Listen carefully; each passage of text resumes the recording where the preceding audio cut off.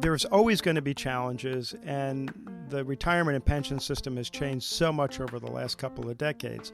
Plan designs that have really revolutionized the way we help plan participants. The system has to work for people who, for a variety of reasons, simply do not make a choice about where their savings go. You're listening to Life 2, a podcast from Don Ezra and Commonwealth. Don Ezra is a former co-chair of Russell Investments Global Consulting and creator of the retirement website donezra.com. His latest book is Life 2, How to Get to and Enjoy What Used to Be Called Retirement. Commonwealth is a mission-driven business that works with associations, unions, and employers to provide collective retirement plans, and has been recognized internationally for its work in expanding access to retirement security. On Life 2, we take a tour of the retirement life cycle, from the time you start saving to your retirement years, while also taking a look at the Global Retirement Challenge. Each episode features an in-depth interview with a leading expert on the topic, followed by The Personal Touch, a segment in which Don breaks down these expert insights and how they might apply to your personal situation. Keep in mind that the podcast is for educational purposes and should not be considered investment, tax, financial, or other professional advice. We start our series with a special double interview episode, and Commonwealth's founding partner Alex Mazer kicks off our first conversation.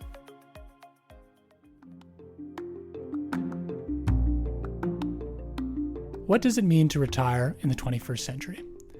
The nature of work and the nature of retirement are changing, and the global retirement system is struggling to keep up. Today we speak to two experienced observers about what needs to be fixed and which countries are doing retirement right. First up, we have Chris Battaglia, Vice President and Group Publisher of Pensions and Investments, one of the world's leading newspapers for money management. He joins us from New York City.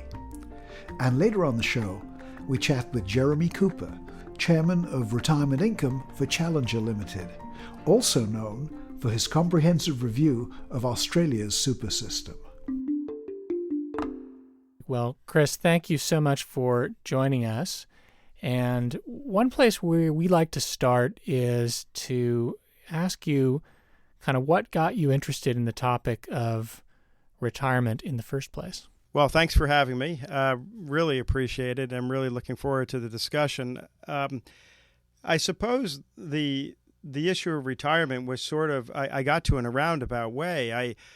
My first entry into financial services was straight out of university, where I worked for an investment bank at the time, Merrill Lynch, Pierce, Fenner and Smith, as it was called.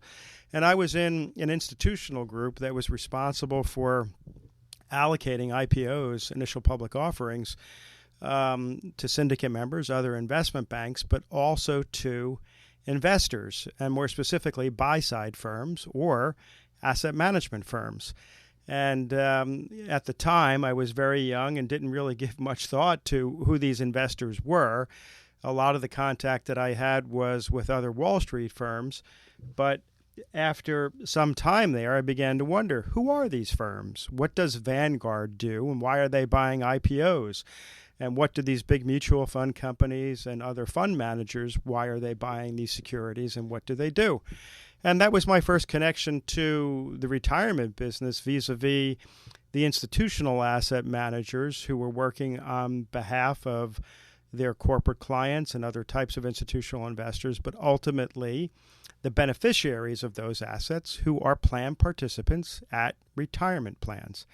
And so that was my initial connection into the business, sort of a roundabout way. And from there, through a sequence of job moves and so on and so forth, I wound up in the financial media and financial data business, which is where I've spent the majority of my career, and happy to say spending a big chunk of it as the publisher of Pensions and Investments. Well, one of the reasons we wanted to have you on and why we're so excited to be talking to you is, you have a really unique global perspective on retirement and pensions issues, sitting where you do and covering the kinds of players and issues that you cover. And where we wanted to start was to ask you maybe to provide a bit of a bird's eye view of the global retirement challenge as you see it. I think the challenges are really significant depending on where you are, or the challenges are different depending on where you are in the world. But the common themes are more or less the same, which is we know life expectancy has been increasing exponentially now for some time. And the world is aging. Some parts are aging much faster. And that is probably one of the single most important changes in around the world that we have to contend with respect to managing the accumulation of assets, the investment of assets, and the decumulation of assets. And much of this discussion now globally is leading into what happens when you are leaving your place of employment. Is that really a place called retirement, or is it something else? Is it an extension of a different kind of work life, or a different way to contribute to society and at the same time work towards managing, adding assets to what you've already accumulated for your pension pot, knowing that this life expectancy has been increasing. So depending on where you're in the world, it could look quite different. For example, last week I was in Japan and Singapore, two very different places. Japan has one of the largest aging societies on the planet, and it's estimated that essentially because of their mortality rate, their death rate, the equivalent of a small city in Japan will be gone every year for the next 30 years and will not be replaced by the birth rate or any kind of immigration, right? So they have a compounded problem. They've got the longevity problem. They have a replacement problem. They also have an investment problem. The Bank of Japan and the monetary system, they have negative interest rates. They are largely allocated still with home country bias, meaning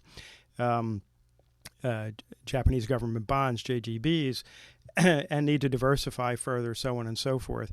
So those problems, those issues are unique, but the problems are the same in the sense that everyone is working towards trying to figure out what to do about the longevity issue, and it usually means working longer and finding some way to contribute to society in some other expansion or extension of what we would normally think of as a work-life sort of balance. And then you've also got the coverage and inclusion issue globally, which is a significant issue. One of the fastest growing, or the fastest growing population in the world is the African countries, the African nations.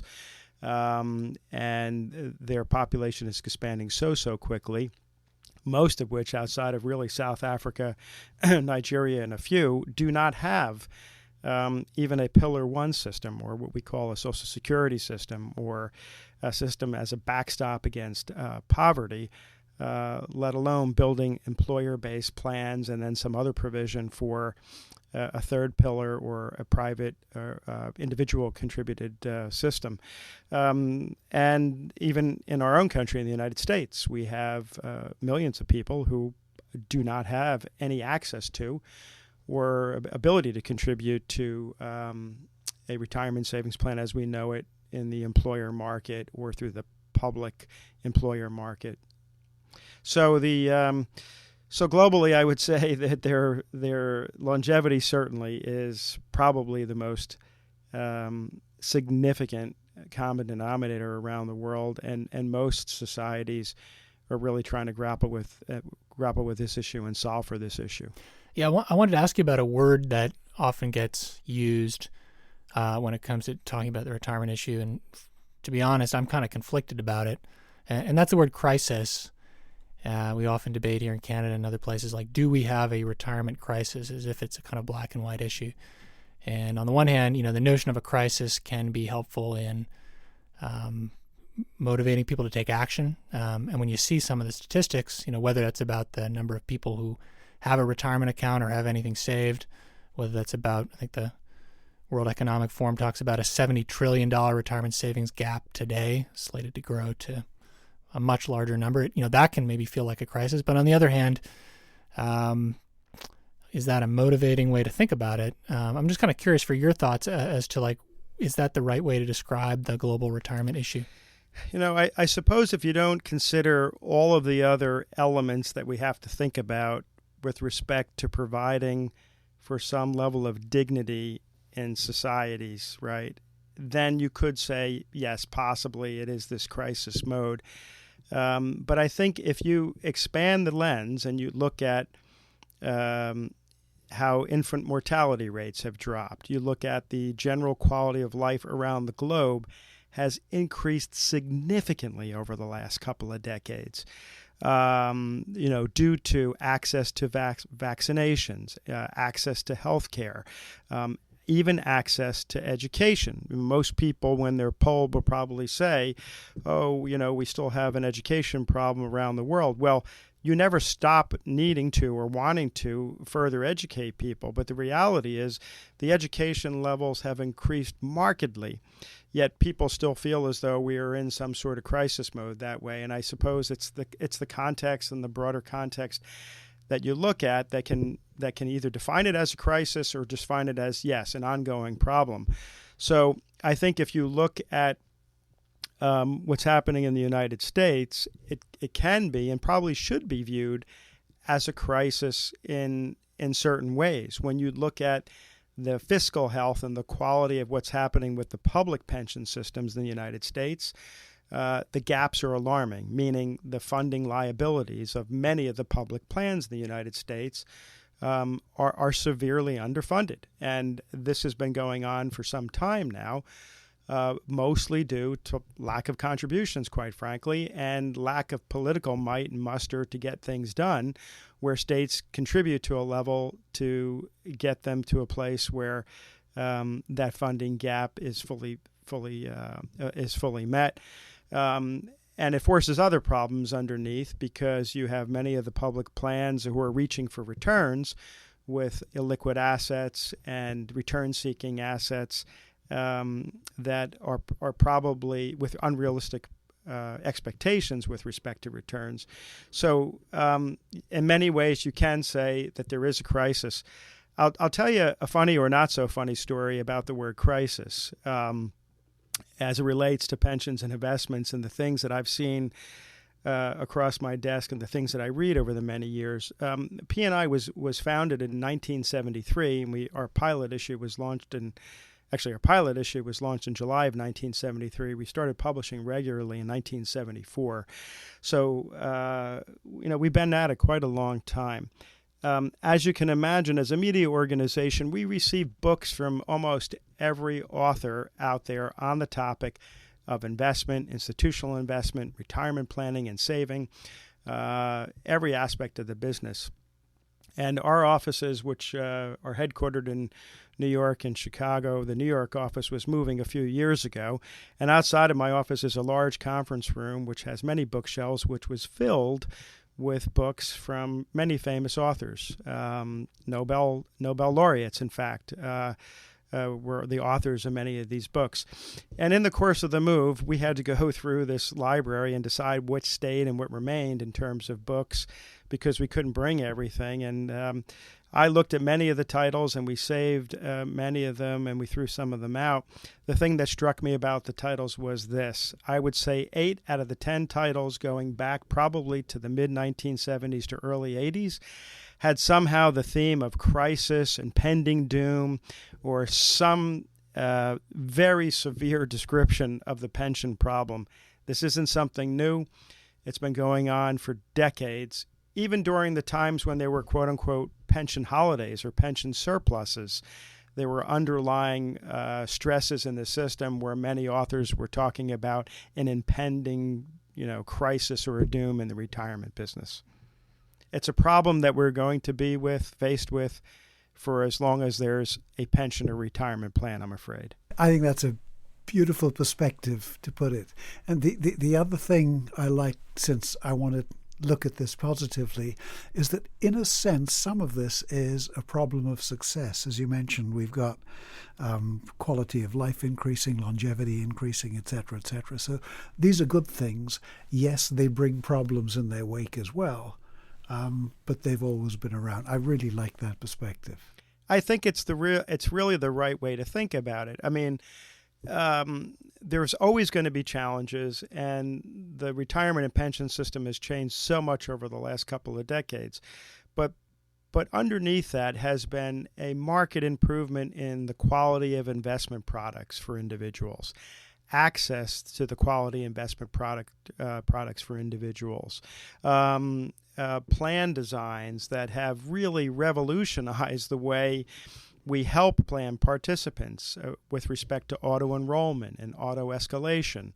The U.S.'s Department of Labor, passed regulations years ago, which gave everyone access or default access into products that were really quite sophisticated, target date funds that automatically adjust for risk profiles of individuals and are set to change their asset allocation over time automatically to suit plan participants. Are they perfect yet? No. But they are way, way better than the quite expensive mutual funds that they had access to in the early 70s and 80s, and only those mutual funds. Even the indexing business has gotten better and cheaper for everybody. So I prefer to look at the glass as being half full for the vast majority of plan participants in the United States particularly, but I imagine it's the same in most of the developed markets, whether you're looking at Canada, the UK, parts of Europe, etc. Chris, you've talked about some of the things that the financial services industry or the retirement industry has done maybe well over the last number of years in terms of the improvement in products. What comes to mind when you think about some of the things that maybe haven't gone so well, or where you'd like to see improvements in how the industry tackles the retirement challenge? I think the financial services has taken its fair share of lumps over the years, right? I mean, if you think about what we all went through globally during the credit crisis, the Lehman crisis, as it's called in many parts of the world, it was quite severe, and it gave the financial services business in general a very, very bad rap and a bad reputation. But I think it is the case of sort of lumping everyone together unfairly in the same sort of category, meaning that, as fiduciaries, as those stewards of assets for individuals, it's a very specific and very important responsibility that by and large, I think the financial services business and asset management business more specifically has done a very good job with in terms of innovating. I would say that the biggest shortfalls now, yes, there's always improvement for product, lower price, better product, better returns, better diversification, but it's inclusion and coverage. And those are much, much more difficult issues to solve for.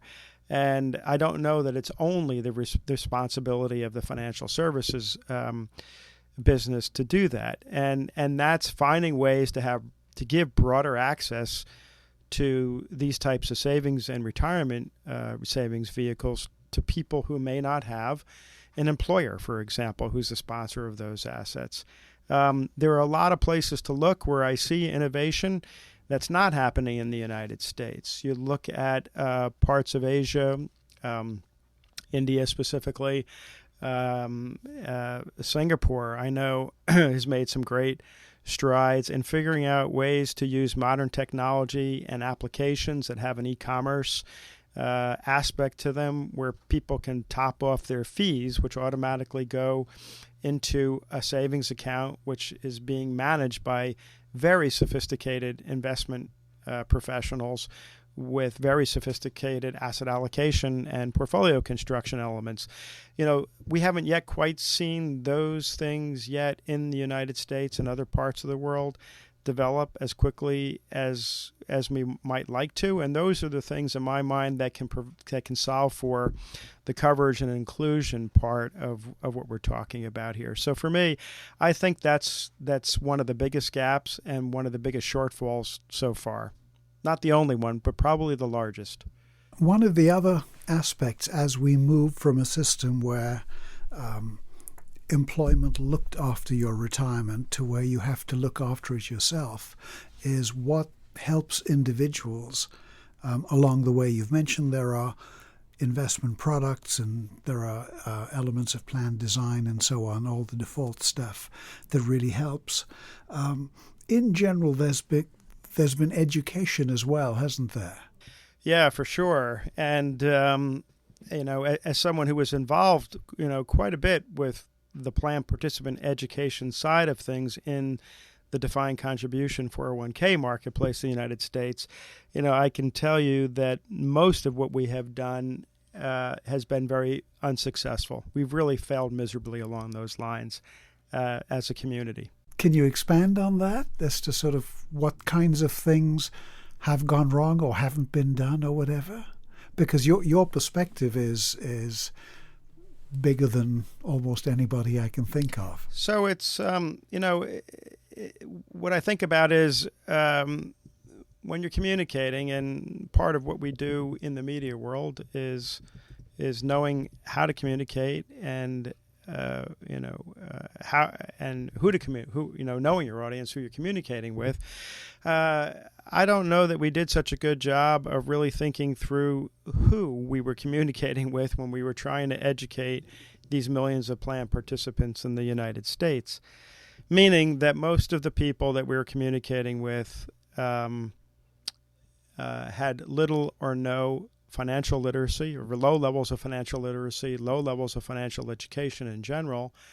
And for the most part, we were using one language, the English language, as opposed to Spanish, French, German, whatever the native language is from many of the people in the United States, which is a country that's built on immigrants. And we were trying to communicate very complicated investment topics to people who just didn't have the capacity to know and to learn. And it's not their fault. These are people that were employed by many different types of companies, most of which are not financial service firms, and most of which had nothing to do with financial service or knowing anything about portfolio construction, risk, return, so on and so forth. And so, the business spent the better part of 2 decades trying to work on educating plan participants on basic investment concepts, but also pretty complicated investment concepts like portfolio diversification. I mean, things that CFAs, chartered financial analysts, portfolio managers, CIOs are quite adept at doing. But if you think about it, how would it be possible to train and develop individuals to really know and understand even some of these basic concepts to the point where they would be responsible for managing quite a lot of money and, in fact, their entire financial future? So to me, this was a flawed strategy from the onset. Luckily, the U.S. and many other developed countries have government has interceded and passed legislation to default plan participants into investment vehicles that are already set for them in ways to provide a certain outcome where they don't need to think about these complicated investment topics. And so, it's akin to also, buying a car. Most people don't really want to know how a regular combustion engine works, let alone a hybrid engine that works on gas and electricity. They want to know that they get a key, they go in the car, they turn on the engine, they drive from point A to point B, and they want to know how they can get there. And it should be the same if you think about it with an investment product or a series of investment products that are designed for plan participants to get them through an asset accumulation phase that invests over time and that adjusts for their risk profile over the time and their needs over time, and then has at some point an annuitization of income where they don't need to think about that either, and it looks just like a pension fund. And, I think to my earlier point about looking on the brighter side of things, I think that there has been quite a lot of innovation on the investment side over the years and still has a way to go. But I think that's one of the things that we learned from the education side.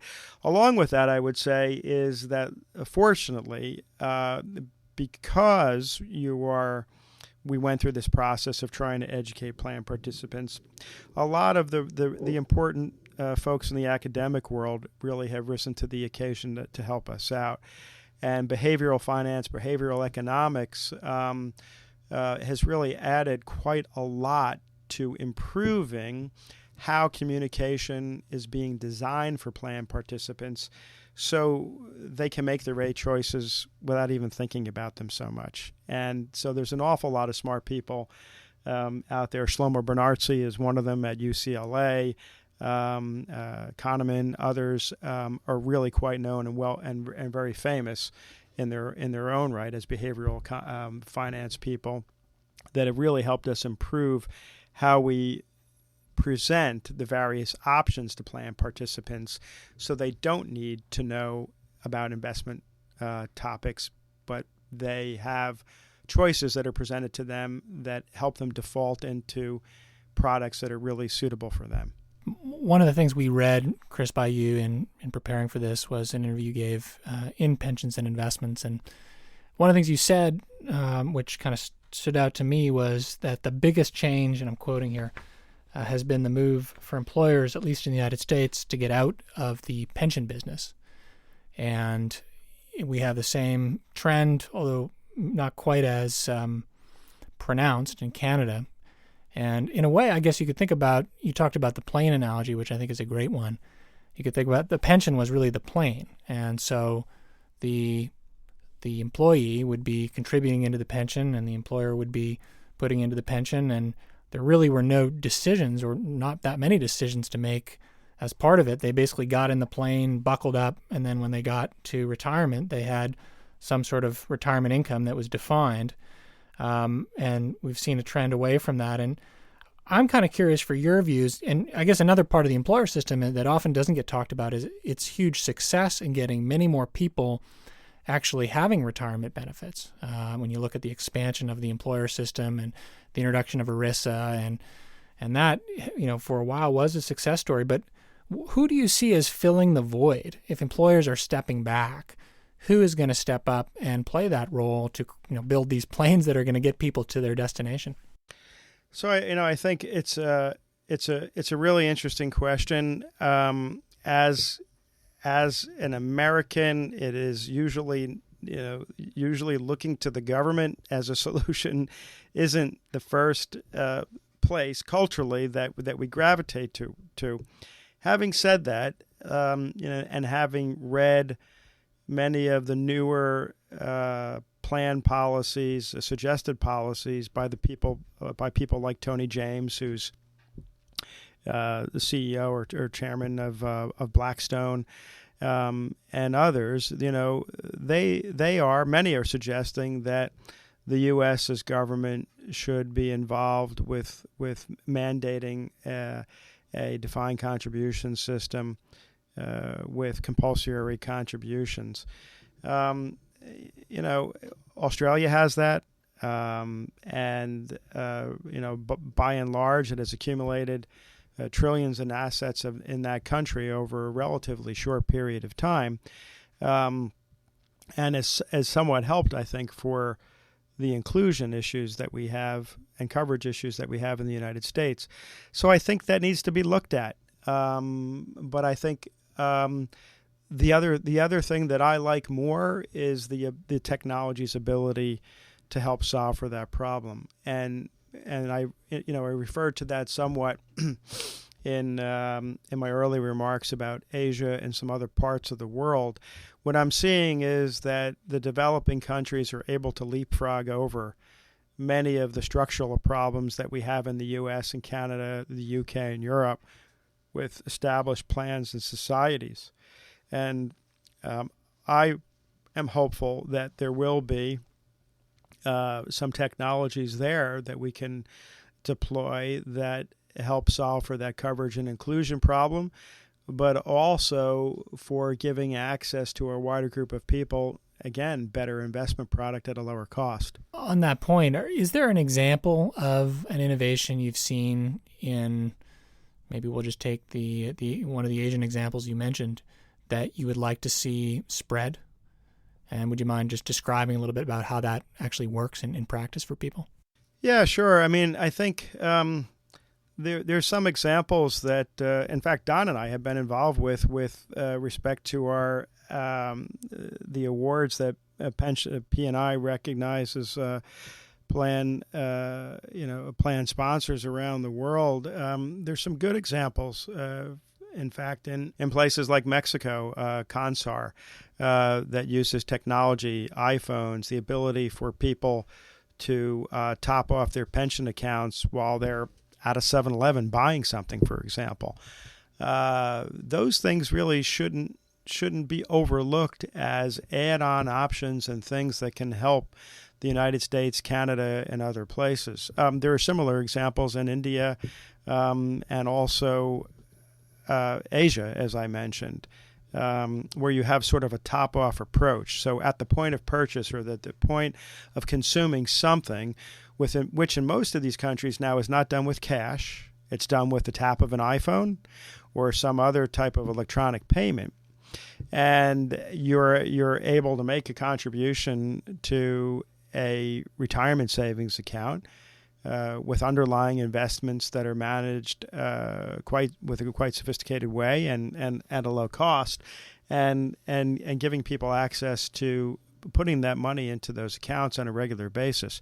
I'm not saying that's the only way, but I think that that's a very smart way to think about using behavior, consumerism, as a way to activate a savings channel that isn't there through a place of employment or through a mandated government system. So, I suspect that we're going to see more of that in the United States. I'm seeing much more of the fintech or the financial technology community through Silicon Valley and other parts of the world work on these kinds of problems. They're still a little bit too much focused on tapping into or tagging onto the employer-based plans as opposed to working separately as a solution.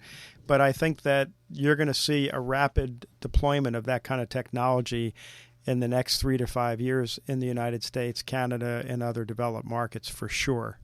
Chris, one of the things we're interested in is the human angle. When you come down to earth yourself and you think about your own prospective retirement, which will happen one day, what sort of I know in the past you've mentioned words like concerns and optimism. Can you say something about that? So, I think about longevity. I think about, already working in my field, my area for almost 35 years, and knowing that that there needs to be a continuation of some version of this work-life balance, but the work isn't going to be climbing the ladder and building the career. It's doing something else. And, my concerns are my own, but I think also most people, we're not normally trained to think about it this way. We're normally trained to get to the finish line, which is a retirement age where you have a retirement bucket or a pension plan that you're drawing down on. In fact, many people don't want to do that. Many people want to continue working after they retire from full-time work, as you say, Don. And our places of employment currently are not really set up to help people with that transition, meaning that they don't speak in that language. They don't help people along that path to figure out how to transition and what to do next. And, I think for most people who love what they do, meaning you and me, we're having this conversation, you've committed your life to this part of the ecosystem with investment consulting and investment management, retirement planning and investing, and so have I. I would very much like to continue along the same lines, doing something related to this, but not working for a company and working 60, 70, 80 hours a week. And I suspect most people who love what they do are thinking the same thing. They need to do something else, Life 2.0 as well.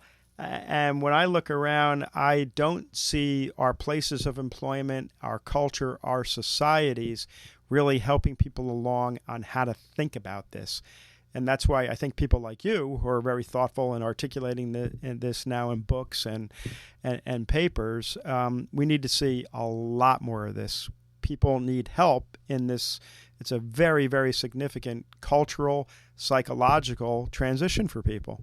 I'm hoping that you personally are looking forward to happy times when you make the transition, partial transition, etc., but that there is good stuff ahead of you.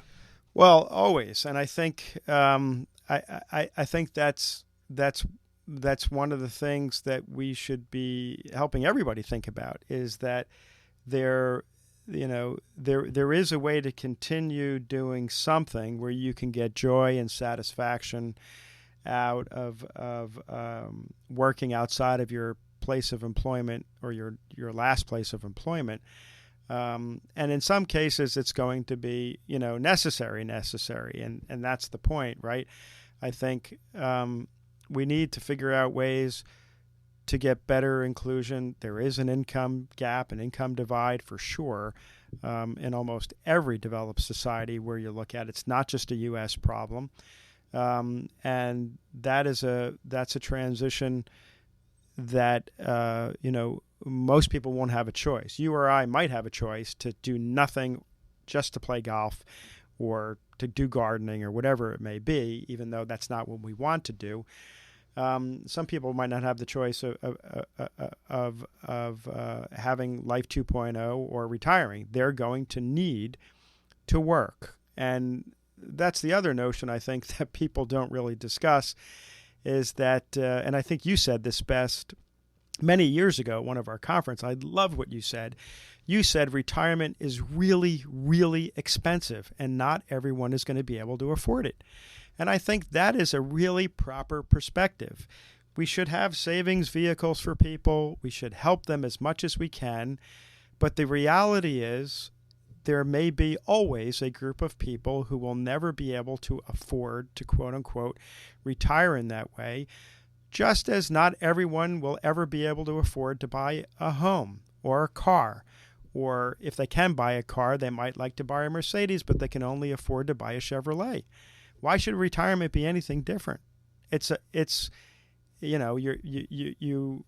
should be looking at it that way. You're buying a product, or you're buying something, some future outcome and security that may be too expensive for everybody. By that same token, too, I mean, if you think about the inclusion issue that you raised earlier, Chris, part of the thing that certainly my colleagues and I find very motivating is if you can help, retirement's not only expensive, it's also complicated. And if you can help, a larger number of people to be able to afford it, then that's a very rewarding thing. And I certainly hope that you continue in your Life 2.0 to kind of continue to contribute to this community and these conversations. Maybe another way to think about it is it's not necessarily a means to an end to retirement, but a way to add some value to the quality of your life in later years. It might not be quote unquote retirement, but some additional stream of income may mean that it will allow you to work less or work in a job that isn't as physically demanding. But you're still going to need to do something to earn an income, so on and so forth. And when I think about the most important part of what this industry does is that it can provide a higher quality of life for people that gives them an opportunity to have some level of dignity in their later years with a quality and style of life. But that doesn't necessarily mean that they just completely stop working or doing something to earn some portion of their income. And I think that's the reframing that we need to sort of have about, retirement. And again, going back to Don, these are Don's words, it's a very expensive proposition, and not everybody may be able to afford that.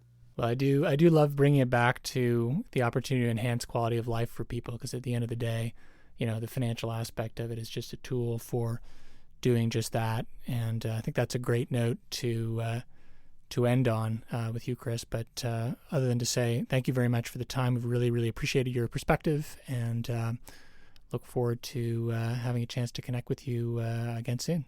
You're very, very welcome, and it's my pleasure. I really love doing this, and thanks for asking me. Thank you.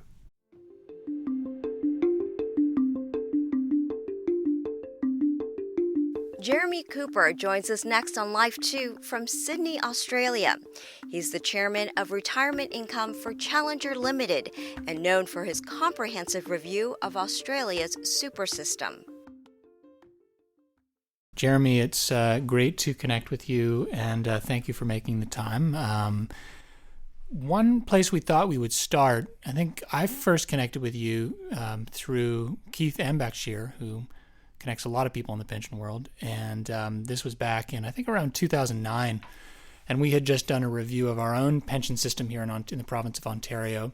And we had a commission that lasted a couple of years, and we were trying to figure out, how do you try to implement some of the recommendations from a commission? And Keith was thinking we should connect with you, and it was incredibly useful. And so I thought we could start the conversation because you're well known in the Australian superannuation system, but we've got listeners from a number of countries, to maybe talk a little bit about the Cooper Review.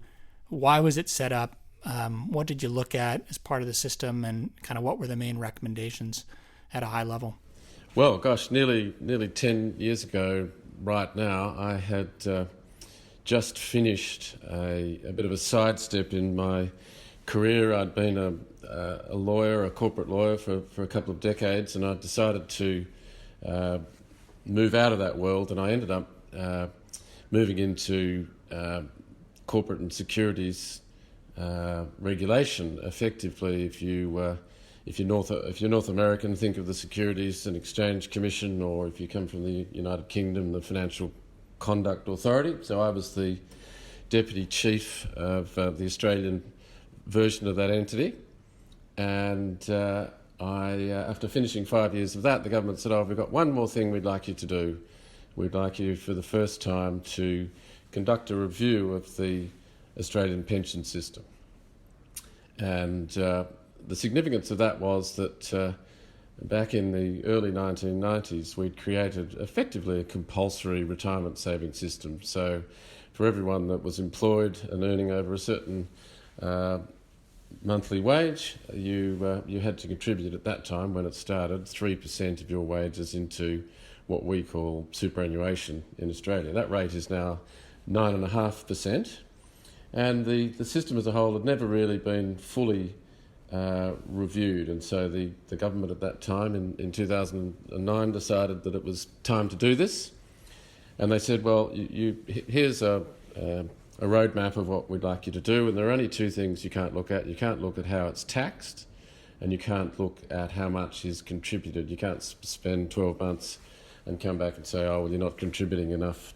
You can make this work if you put 15% into it. But otherwise, they were looking at how it was governed, how it was structured, and how efficient it was. And so I chaired a review that lasted just under 12 months and came back with a number of recommendations, including improving the standards around the basic default. So for people who don't make a choice, they get defaulted into a product. So we redesigned that. We redesigned the plumbing and wiring, so that the back office, in other words, how the pieces of paper, we basically got rid of those, how contributions and people changing funds, how all that worked. We basically took it from the 20th century into the 21st century.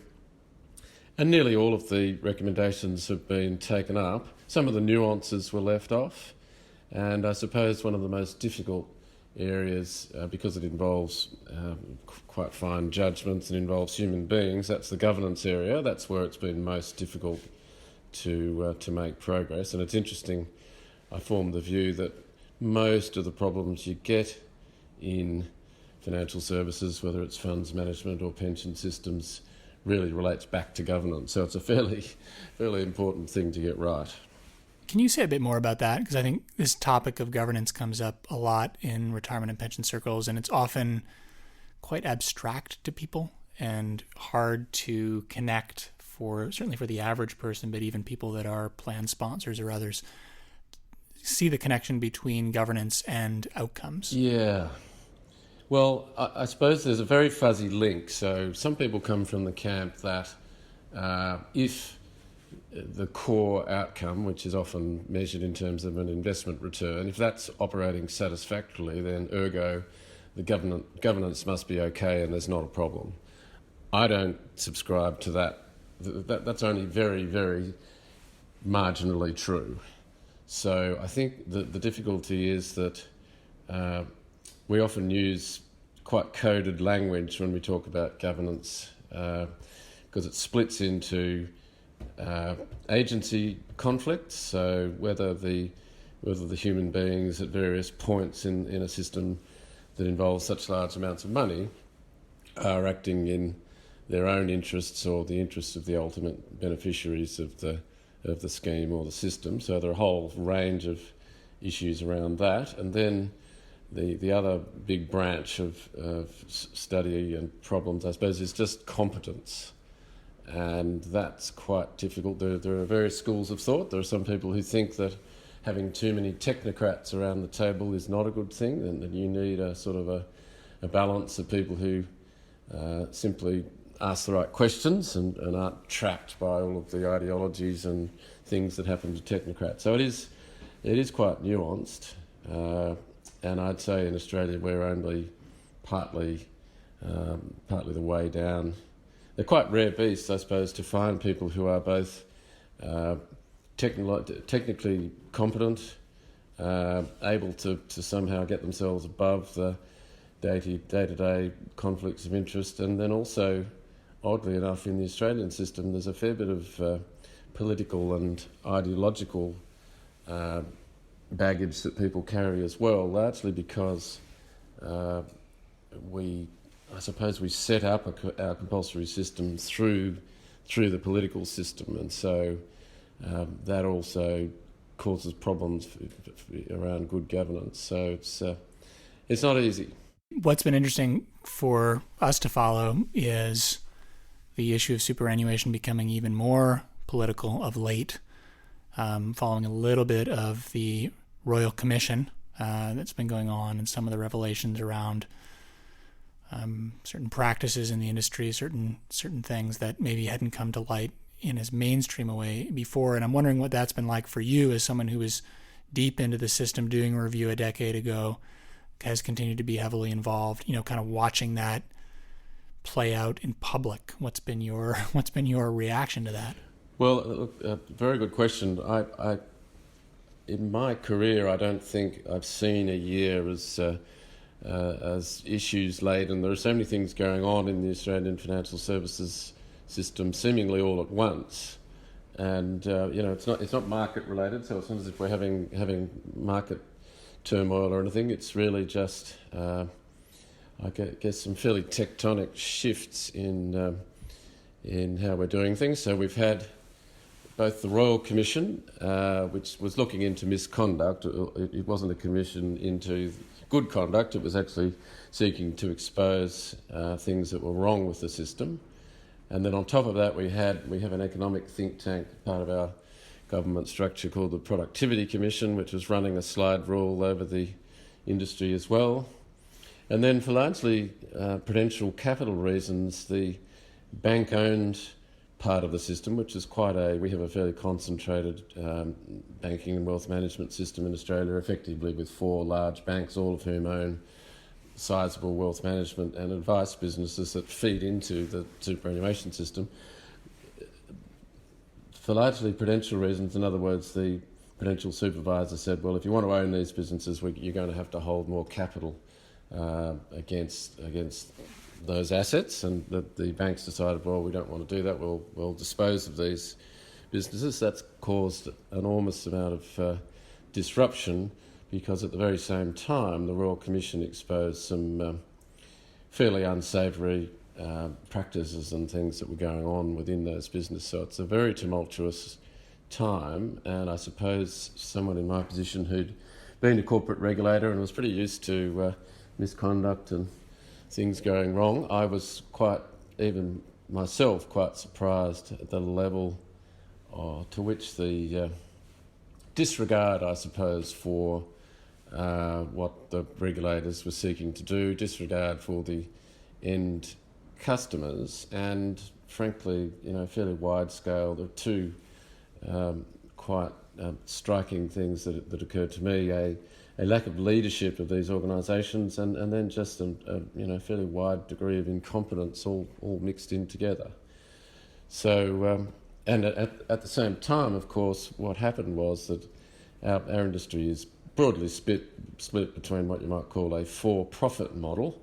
So that's a model where you are providing, whether they're funds management services or advice services,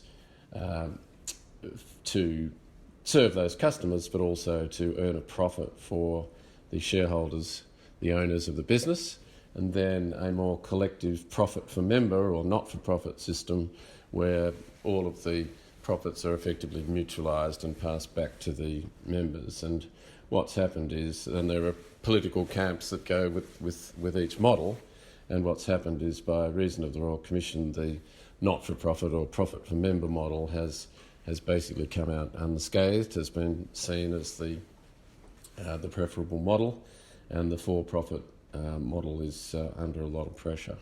Some of the data that I've seen is quite striking, because you mentioned efficiency earlier, looking at the efficiency of the system, which is sort of music to my ears in terms of an important thing to look at, dollars in, dollars out, that kind of thing. And I've seen some interesting data about the relative efficiency, probably not across the board, but the relative efficiency of the collective profit for members model versus some of the more, for-profit models in terms of just the efficiency for the average member. Yes, there are a lot of moving parts in that, but as broadly speaking, if you're not having to service capital put in by a shareholder or by an owner, all other things being equal, you're going to be far more efficient in the mutual collective model than the owner model. Jeremy, this is Don. I came across you at the same time. It was the Cooper Review that when I first came across you, and that was fantastic. And I remember thinking at the time that there was so much good stuff contained in there. And one of the things that I recall was the notion of my super. Can you describe that for listeners elsewhere in the world, how that works and what you had done to it, kind of thing, how you made it work? Sure, Don. So in a compulsory system, we formed the view that the system has to work for people who, for a variety of reasons, simply do not make a choice about where their savings go. And they might do this for a range of reasons. They may be simply otherwise occupied and not interested in, they simply might not care at all. And we thought, well, in a compulsory system, we're still going to have to look after those people. There might be another bunch of people who say, well, look, I'm not a pension expert. I'd like someone else to make this decision for me, please. And then a third species, you might say, well, actually, I'm going to choose to put my money into one of these vehicles because, as I'll explain in a minute, I see here a well-managed, low-cost and large-scale investment vehicle, and I think I want some of my retirement savings in that vehicle, please. So there are these three different types of people, and we sought to look after them by not so much dictating to the pension funds what was going on in the box. In other words, we left the asset allocation and the sort of investment philosophy and that kind of thing, we left that to the experts to determine. I think it's always dangerous for governments to try and pick winners and get in and design products for a market. But what we did say was, well, here are some rules. And the first one was, we don't want people to have to make choices. So this is a default product, and it has to have just a single. You basically don't have to do anything to get into the default. That's the whole idea. You basically go there because you haven't chosen to do something else. So we don't want any complexity. We're going to get rid of all of the financial literacy problems of people not understanding these things. We're going to assume all that, and we're going to put a higher set of duties on the trustees running this scheme. And I won't go into all of the details, but basically they had to be more keenly focused on value for money. They had to have a higher legal standard of duty than under other options, and they had to be very transparent about costs and outcomes and what they were targeting and what was actually being achieved in these MySuper products. And as things stand today, a very, very large slab or a large proportion of savers in our compulsory system are in these products. There is something like 700 billion Australian dollars sitting in these vehicles.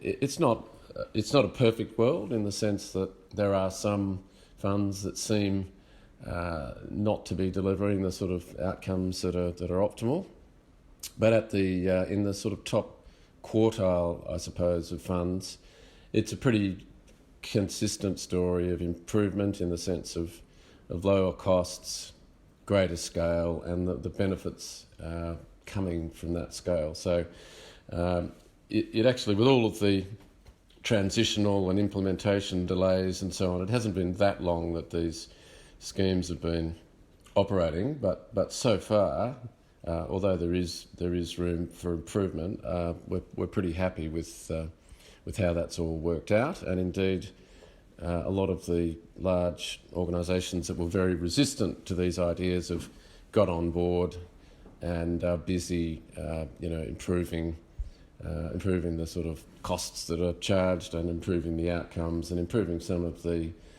extra benefits that you get in these large funds of apps on portable devices that show you what's happening and all of the technological advantages that you can get from scale. So we're pretty happy with where MySuper's gone. One disappointing feature was that it does not provide a post-retirement. It is purely an accumulation product.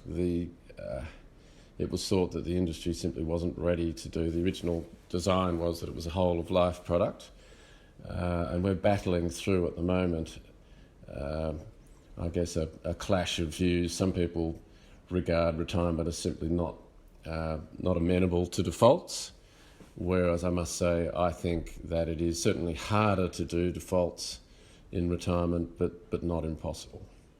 Well, that whole notion of default, I'm not sure where it became as big as MySuper has made it anywhere else in the world, and I think it's been a role model really, because individual pension arrangements now, or just general pension arrangements for workers, tend to depend on the default more than anything else to get people in, to get them doing it.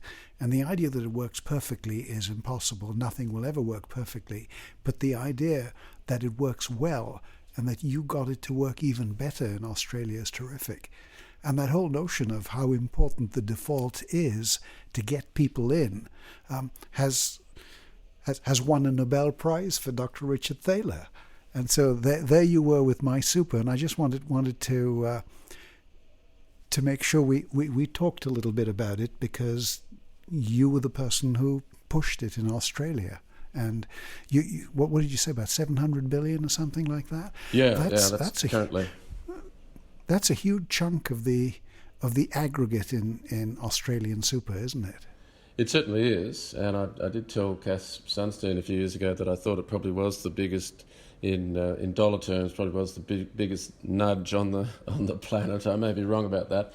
And one point I'd like to make, just by way of just illuminating one aspect of all this, is that in the default, is embedded a pretty risky asset allocation. Now, for people like you and me, it's the right asset allocation because it exposes young savers to long-term growth asset and equity risk. But interestingly, in the UK, where defaults have also been pursued through their auto-enrolment system and most notably via Nest, the National Employers Savings Trust, they, through some very high-quality research, found that, in fact, to get people to save in a non-compulsory default environment, they had to take a very low-risk investment option because of the potential for people after their first year in one of these things to look at their account balance if they were doing this sort of thing and react very adversely to the possibility that after year one the account balance might have gone down, notwithstanding that they were making contributions into it. Whereas we seem to be able to leapfrog over that, and there's absolutely no evidence in Australia that that's a problem. Now, whether that's through mass disengagement and whether indeed that turns out to be a good thing, where you've got non-experts being put into these products in their own interests, is a very deep question. Well, and time will tell. And if we have two different experiments going, we'll see which one seems to work better. And if they both work fine, even though they're different, that's okay too. Sure. Yeah. These are all things where I think a lot of the themes have been just get people into it, get them started, and we'll take it from there. Yes, well, picking up on one of your earlier comments, Don, you never get to complete perfection in these systems. Yes, exactly. Yeah. If you can hear some noise in the background right now, we've just had a thunderous downpouring of rain here in the studio. So apologies for any interruption, but it seems to be pouring outside. Now, there was another review you did that was not as well known, but there were 4 principles you came up with, given the fact that inevitably at a national level, these systems are subject to political pressures. And so different parties, different organizations will want them to evolve in different ways. You had another bit where there were 4 goals or 4 sets of criteria that you wanted any change to be evaluated against. Yes. Can you talk a little bit about those? Because I remember what I looked it up when I saw your name associated with it, and I was very impressed with the way you had come up with these 4 things. I wrote them down here: adequacy, sustainability, certainty, and fairness. Excellent. And if you can evaluate any proposed change according to those 4 criteria, it seems to me there's an awful lot of really useful information that comes out. Look, you're right, and I suppose it's just yes. So that report was 6 years ago, and actually hasn't been. It was immediately dismissed by an incoming government. So it's actually been sitting in the deep freezer, for want of a better way of explaining it, for about the last 6 years. But indeed may well come to life if we have a change of government. And the Labor government, the Labor Party, has said, who actually commissioned me to do this second review, has said that it remains their policy to implement this. So let me explain what these 4 principles were intended to do. So, in a compulsory system that is quite politicised and indeed has great relevance to our taxation system because it's such a large amount of money. And just to put it in context, so in Australian dollar terms, we're approaching 3 trillion Australian dollars in this system. And it grows very rapidly because you've got 2 things happening. You've got a 9.5% contribution rate on people's wages and salaries, but you've also got the investment returns on such a large mountain of capital. So it does grow quite rapidly. And what this report and the 4 principles were trying to do was actually do something about the governance of policy. So not the governance of funds and the pensions themselves, but to take it up a level and to try and put some structure around the political process. Now, it's akin a little bit to how central banks evolved. So, speaking specifically about Australia, it was only in the 1970s that interest rate decisions were made in the cabinet room, and so, in a sense, monetary policy was part of politics. And over time, that's been removed off to, and it's been much the same, but different rates of change in other economies, where the central bank is now very much a separate institution, independent from day-to-day politics, although that comes under pressure, as we've seen in the United States recently.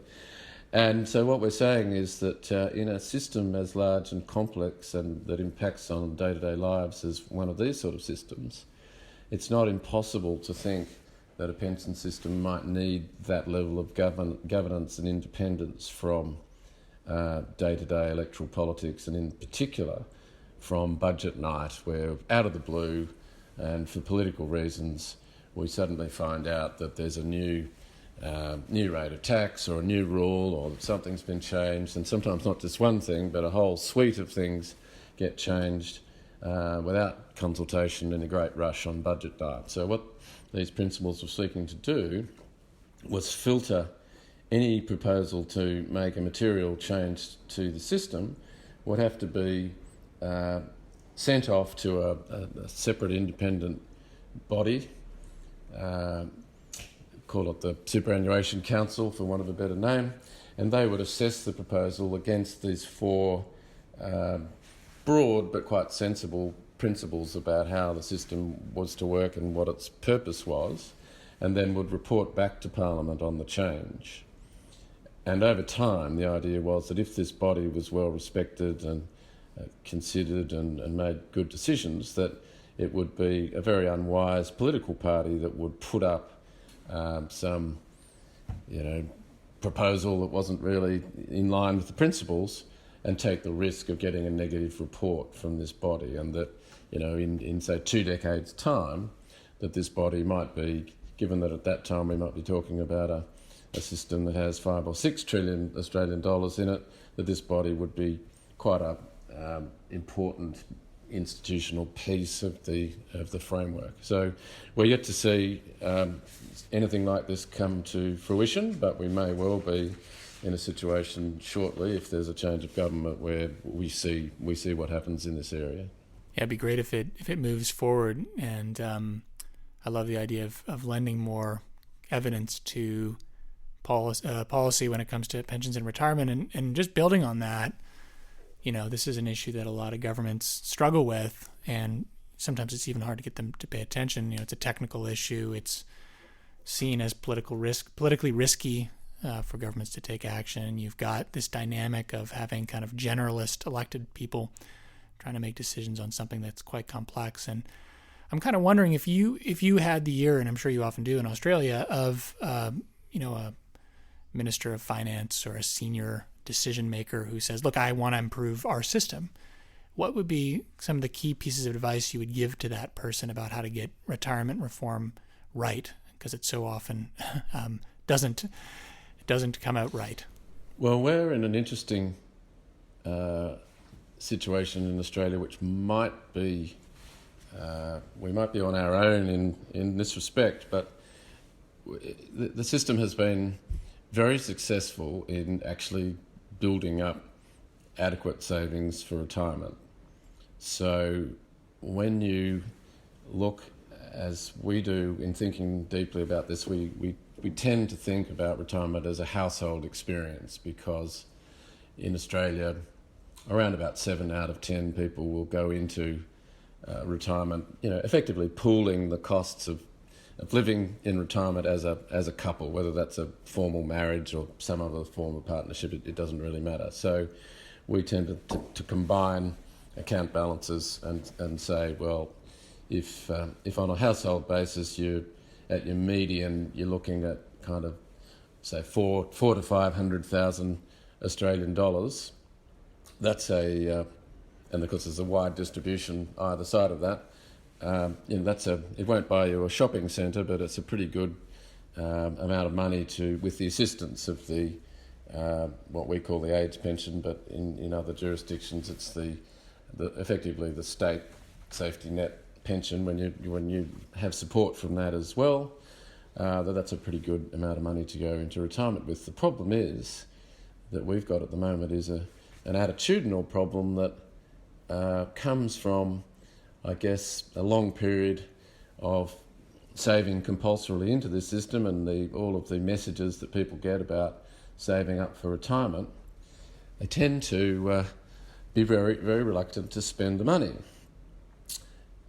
What they've done is they've deferred consumption over their lifetime through this compulsory system and other voluntary saving that they're allowed to do.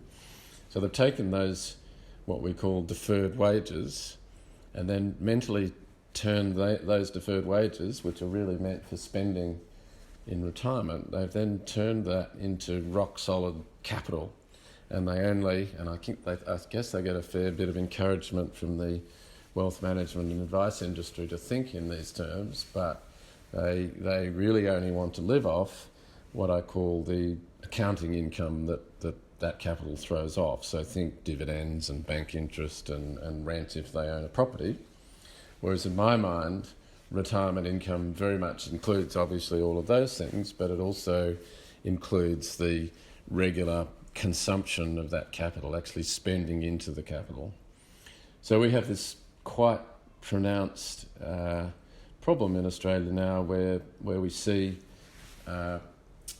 people, at a particular point in their retirement, they're actually starting to save again as they age and their discretionary spending goes down. We see that they're actually building up further savings, and we think it's because I've sort of explained the attitudinal reason, but we also think it's because we're effectively asking them to self-insure all of the risks that they face in retirement, because these are defined contribution accounts that they have, and they realise that people very much understand how long that they're going to be living in retirement, that they could run out of money, they could face unknown aged care and medically related expenses late in life, and so they're just acting like little life insurance companies holding a buffer of capital against all of these unknown risks that to date the system is really not helping them with, because we haven't made sufficient progress in structuring the retirement phase. We are debating that and looking at how we can incentivise more longevity risk pooling in retirement, but we're not there yet. So we have this unique problem of actually getting people to spend their money and give themselves a better standard of living in retirement. Absolutely, and that seems to be the case all over. I can recall Dr. Mayer Statman in his books, in an article in the Wall Street Journal, pointing out how many people, once they get used to saving, continue that way and feel guilty. They can't convert themselves into spenders when the time for enjoyment comes, and so they stay that way. So it's partly psychological. In Canada, I think we've seen statistics that say the average couple ends up with at least 1/3 of its savings unspent. And the fear angle that you mentioned, people worried about outliving their savings, seems to be the biggest fear in surveys around the world.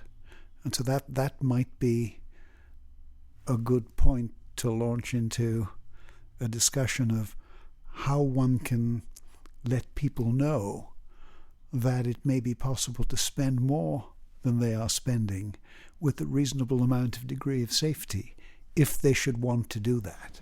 Yes. Well, I suppose this is where you could start the discussion by thinking about some form of, if I could put it this way, a gentle defaults. So we've been, without a great deal of success, seeking to, I guess through disclosure and financial literacy type channels, presenting to people at their present rate of savings how much income that they would have to spend in retirement. That's a fairly low impact route to take, because it depends on people, opening the relevant envelope or clicking on the relevant email and then actually engaging with it and understanding what it's saying to them. Stronger ideas might involve actually nudging them or even defaulting them into some part of their retirement savings that are already in a product that produces regular spending money and actually automatically consumes its capital over some form of pooled, annuitised, collective kind of a pension product. That's one way of dealing with it. And really talking to people about this whole scheme as being intended to provide them with effectively a replacement paycheck. It's really their retirement paycheck rather than their retirement capital. And I suppose it's at this point where I think perhaps, we hear so much about financial technology, or fintech as we call it, and at the moment I suppose that's all around us with what they call somewhat cheekily surveillance capitalism, the Facebooks and Googles that are watching our every consumer decision and building up data and so on. So that's a pejorative view. That actually doesn't do much for the consumer. But what about a world where if you're in a large enough fund, and again this is where scale really helps, that fund can have a portal, some form of technology where you can go and see your retirement situation in a very simple. It's got to be very simple and elegant and non-biased. In other words, it doesn't tilt you towards any particular product. It's basically saying, well, look, here's what you've saved up. Here are some key facts about you. So you need to know their marital status, how much savings they have outside the pension schemes, age and gender, and how much debt they've got. So you need to have gathered up a relatively straightforward data set. And how you do this would be that if you had that member with the fund over some decades, you could gently build up that data set towards retirement time, and then you would engage them with this model, which would have the social security settings for the particular country already built into it. And you would say to them, well, look, really, retirement's largely about trade-offs. So let's have a look. Let's just go to the base case, because we've got thousands of members like you, so we're pretty familiar with how things like this work. And what we're going to show you to start off with is what I've just called the base case. So here's what the system defaults to with your level of savings. Here's what you're going to be able to spend. We've worked out all the life expectancies, and we've taken account of your other assets. Oh, and by the way, do you want to leave? What sort of bequest do you think you want to leave? Because if you take that out of the available spending money, the trade-off is that your spending level has to go down. Oh, okay, all right. Well, I would like to leave a bequest, so we'll move that off to a separate bucket. And then questions like, do you think you want to spend money at a greater rate in the first 10 years of retirement? Because a lot of people do, so let's see what happens. Oh, that means you'll have less to spend later on. How do you feel about that? And we do trade-offs between liquidity and returns and safety and so on. And so we really teach people that, these are the basic trade-offs that you're making in retirement, and you can sort of, I think, particularly if this was used on a wide scale, you may be able to teach people that it really is about providing the retirement paycheck, and that all of these decisions have consequences. In your work with folks, as you chat about these things, are there any general tendencies that they tend to react with? Are there any sort of rules of thumb that you think, oh well, yeah, this is beginning to be par for the course? Are there any lessons that there might be? Well, I think where you get to is one thing that does come out is the conflicting and what we experts would regard as irrational thinking. So it's very common for people to express the view that they want almost no risk, but they want the highest possible return. So we don't live on that planet, unfortunately, but it's very, very common for...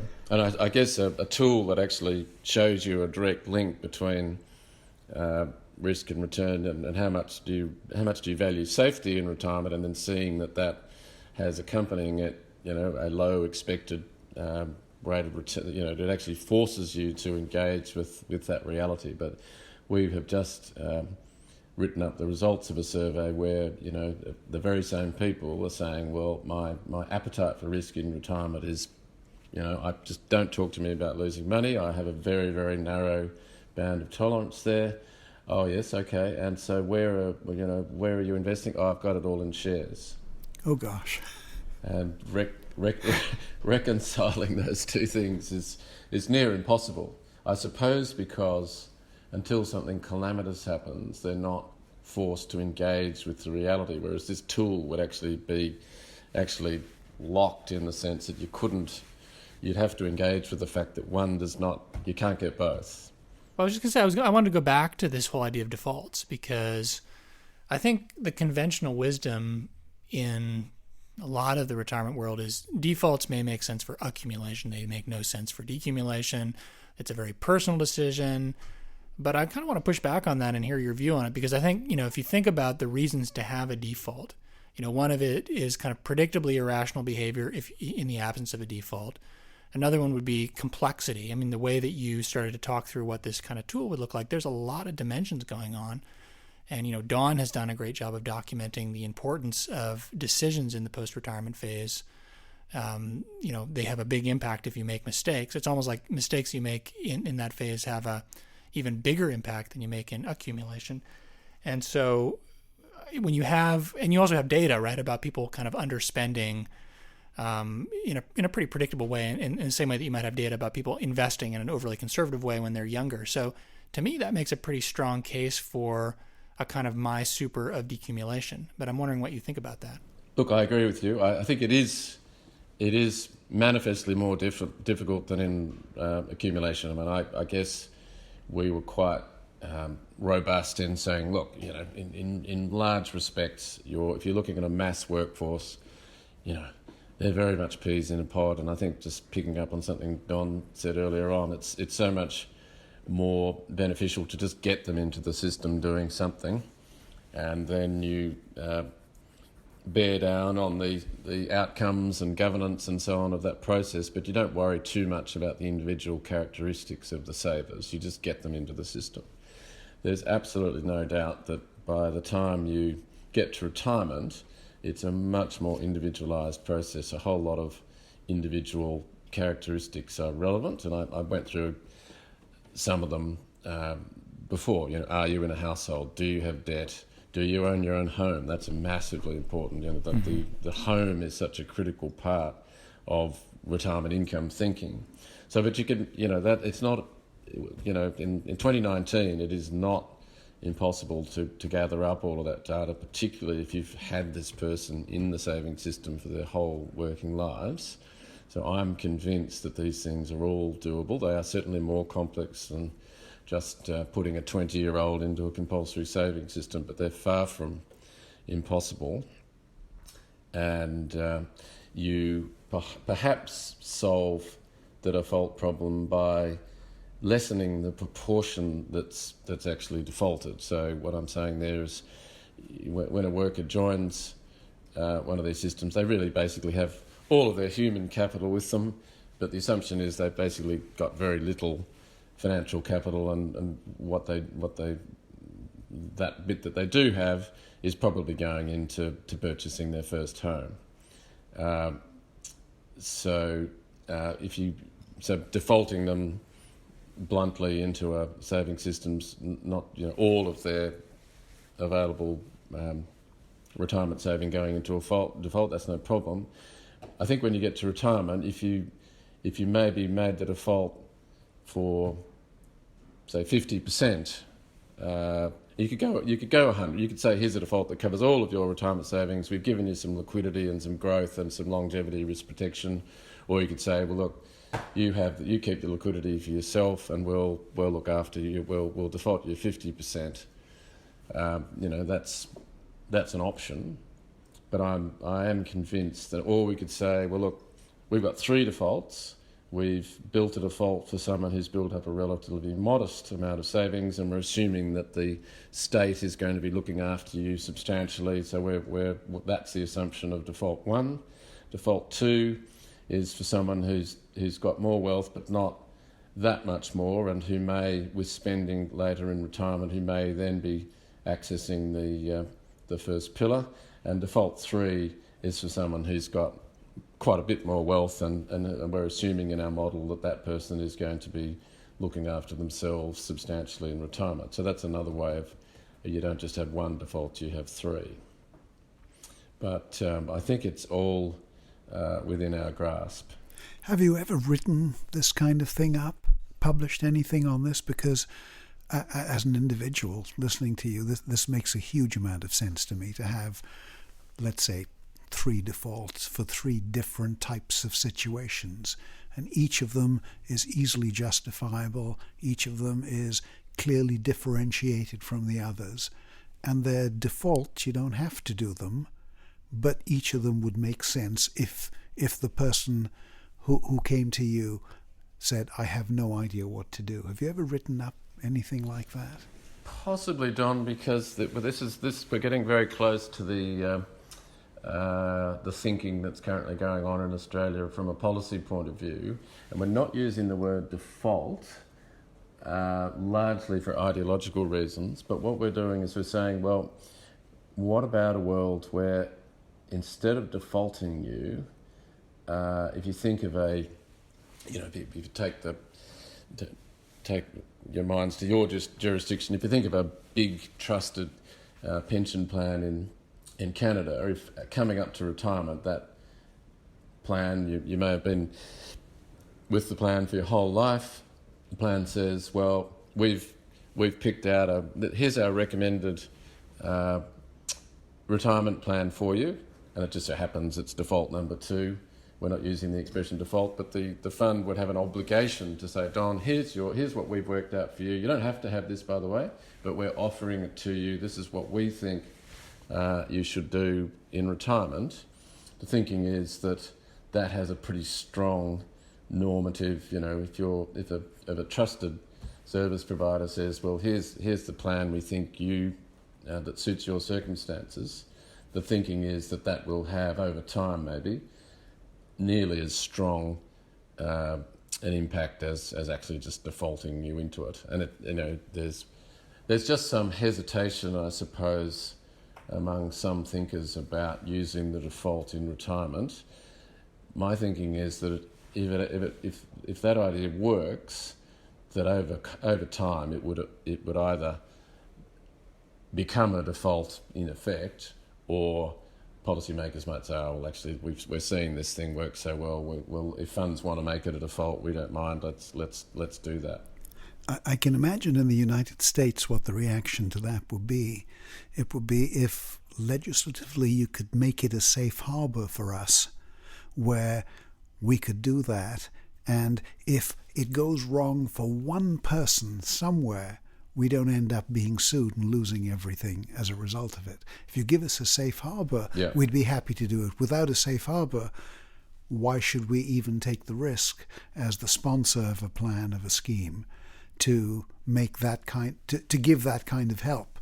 If it goes wrong, it kills us. Yeah. No, we've talked about safe harbors. We don't have, certainly in the area of pensions, we don't have the same litigation culture as the United States, but certainly that's been talked about. People are sitting there saying, well, gee, particularly if we're involving longevity pooling and new products, and I'll come to innovation in retirement in a minute. Way out into the future, something might go wrong. We've retired from the plan, and then we get this lawsuit. So maybe we need a safe harbour as well. So I understand the thinking. One of the interesting aspects, of course, is the idea that retirees are apt for innovative and new financial products. One part of me says, well, hang on. Retirees are potentially the last people you want to innovate with, because they're not crash test dummies. They really only they have no exit if this all goes wrong. We can hardly send them back to the workforce to earn an income. So it's a cohort that we have to be. We're all seeking innovative outcomes, and I totally understand the push for innovation and so on, but we just have to be so careful where with a group of people who've expended their human capital and really only have their retirement savings to live on, and the more you think about this, just far fewer options if something goes wrong. Can we change from the aggregate down to the very, very specific and look at the micro level at you? Because we want to ask everyone, what are your thoughts about retirement or the next phase of life yourself? Can you tell us anything about that? Well, it's funny. I work full time on this very question for other people. I really, for the last 8.5 years, I've been working for a life insurance and annuity provider and fund manager in Australia called Challenger, and my role is really to just explore and research the challenges that retirees face, and how I still have a fairly strong body of work to do in the policy area and in just general thought leadership, talking to the media and that kind of thing. So I spend all of my time thinking about this, and then when I translate it to myself, and it's quite relevant because I turn 60 next year, which is not a retirement age of any sort, but it's not a million miles away from retirement. I find that I'm just a human being like everybody else, and I suppose a couple of things spring to mind. So the significance of the transition that I think I will probably make from full-time employment at some point to a lesser style of employment where I might just work substantially less hours, or maybe for a different employer on a portfolio basis, and that's a significant psychological step away from a very predictable and regular full-time type income to a mixed one, and then the sort of next move from there, where I cease to be paid by a third party, but I then have to live off my own capital. So that's me. And then my wife, who is pretty much the same age and works full-time, one of my concerns is that we, and this I think affects a lot of people moving into retirement, that we don't get out of synchronisation. In other words, one of us comes home on a Friday night and says, I'm ready to retire this weekend. And the other one says, gosh, I wasn't thinking of doing that for, 3 to 5 years' time. And that can lead to some, that can be quite disruptive, because at the moment my wife and I, we both work full time. We cycle around that. We talk to each other about what being employed means, and it all goes in a rhythm. And I think there will be those next phases. It's just getting all that lined up. But I'd have to say it's very much a 21st century problem. And I wish you not just great luck with it, but great joy. I've been through the same kind of thing myself, the idea of full-time to a portfolio of interests that don't add up to full-time, and then after that just you still have interests, but it's not a paycheck-related one, and so you've generated your own retirement paycheck. And then in sync with my wife, or not, as the case may be, is exactly what we've experienced as well. The nice thing about it is that we've never been happier than now, and so I wish you great joy. I wish you great joy as you move into that phase, whenever that may be. And at 60, gosh, you are still so young. I think that's a great note to end on. Thank you, Jeremy. This has been a great conversation. Really appreciate you taking the time and sharing all of your insights from Down Under. Thank you. Great, Alex. It's been a pleasure, and Don as well. And thanks, Jeanette, for organising everything. Yeah, thank you.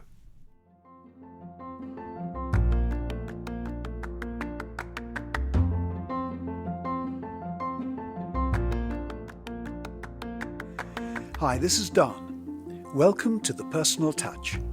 That's what I'm calling this short final part of each of our Life 2 podcasts. And it's personal in two ways. One is that it's my personal perspective, and the other is that it's aimed at you personally.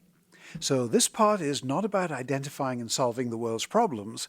This part is about how the ordinary person can use the insights from our interviews of global experts to make your own life better, more practical, more fulfilling.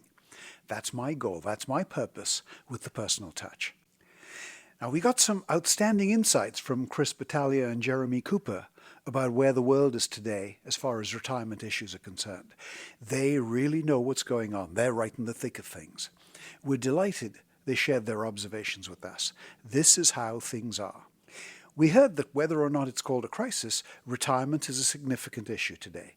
We're living longer. People are getting used to an improved quality of life. But we're also an aging society that doesn't save enough unless we live in a country where it's pretty much compulsory. Other than that, we don't have the education, the financial literacy to realize how much we ought to save. And though we know retirement is expensive, it's often difficult to find the individual motivation to save for retirement. Inclusion in retirement plans, coverage, is a problem where it's not compulsory. And though it's inevitably a political issue, often there's a lack of political motivation to get things done. We also heard that things vary from one country to another. Some are better prepared than others, and we can learn from them. It's partly to help advance the cause that we've launched this series of podcasts. It's partly to educate opinion leaders and decision makers. All of that is the big picture. But it's also the small picture that we want to focus on, the education of the individual. We want to break the preparation down into manageable, understandable steps for individuals. We want to show you how you can manage. Better, how you can get there happily and enjoy life, regardless of the world's problems. I want to spend my time in the personal touch today to remind you why it's important for you to think about life after full-time work, or Life 2 as I call it. It's because it truly is the best time of life. That's not how retirement has been represented in the past. It's been represented as the tail end of life, the time after our real life, working and raising a family, what I think of as life 1, the time after that is finished. And that may have been so a generation ago. But not now. Retirement is a word that should be retired. And I want to reframe the concept of retirement for you. It is truly the best time of life, a time we should all be looking forward to. For one thing, thanks to improvements in longevity, meaning our lifespan, for most of us it could easily last 20 years or even much longer. And most of us will have most of that time in good health, and will have a reasonable financial situation without the need to devote most of our day to working. It's the most positive phase of life, the most enjoyable, the most rewarding. It's a new life in its own right. That's why I call it Life 2. It's a life that brings us more freedom, more time, more happiness, than our life one. Okay, I said more freedom. Life 2 reduces our obligations. That's how it gives us increased freedom. We ought to take advantage of the increased freedom. We've all dreamed of things we'd like to do. Life 2 gives us the chance. More time, I said. We value time because of its scarcity while we're working. That's why during our working careers, we look forward to weekends. Fewer work obligations, more time for ourselves. Vacations are even better than weekends. Quite simply, they're longer. And if you've been lucky enough to work in an environment that offers sabbaticals, as I was, that's best of all.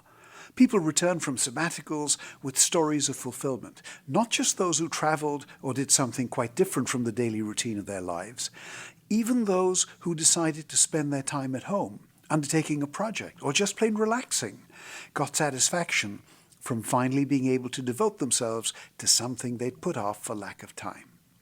Life 2 increases the amount of time at our disposal. Finances are always important.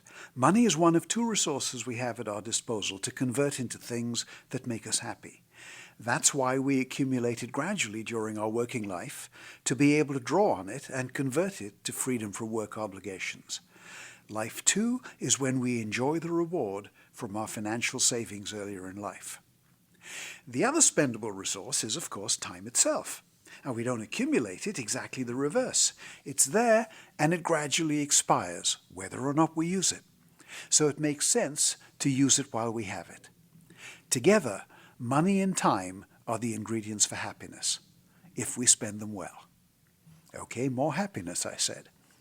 Did you know that our brain chemistry works automatically to make us happiest in this time of life? We actually enter life 2 with a built-in advantage. Studies in every country reveal the same pattern over and over again. It's often called the U-curve of happiness. Let me explain it to you briefly. Not that you need to be able to explain it to anyone else, but just for fun. Hey, maybe it's something you might care to tell someone at a party or barbecue or whatever. Anyway, happiness is typically high when we're young. It declines as we live our lives, and then it turns up again in the middle years of life, eventually surpassing the high level of our youth.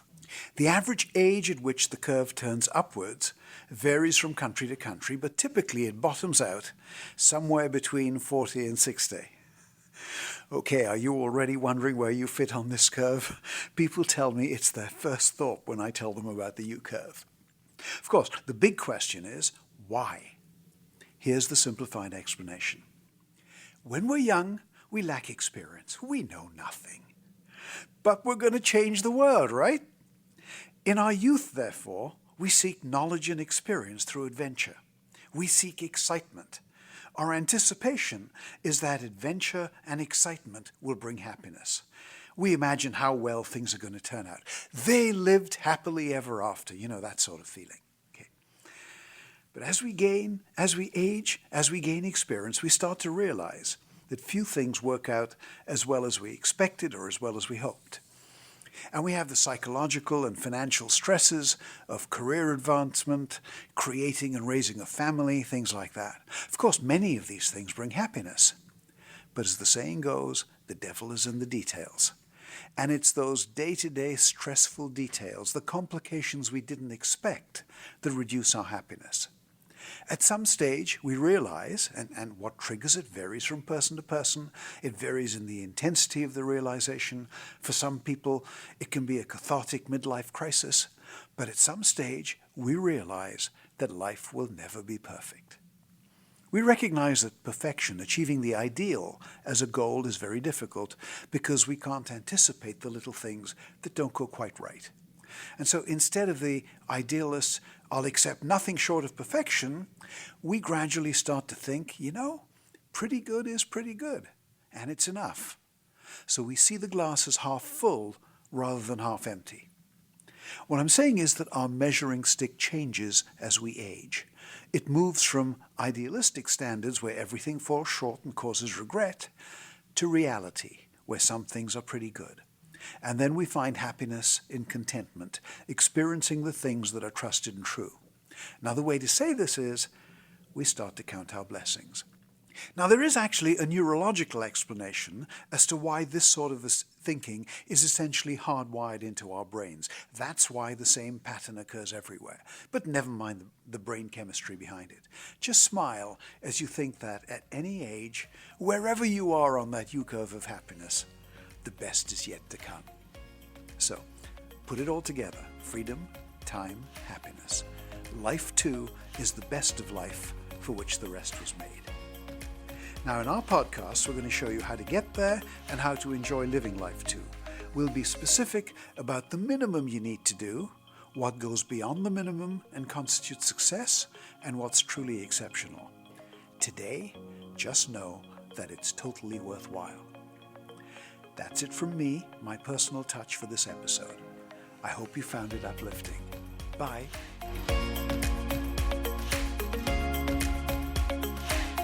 Thanks for listening to the Life 2 podcast. To purchase Don's latest book, visit donezra.com. And for more information on any of our guest experts, check out Commonwealth's website at cwretirement.com/podcast.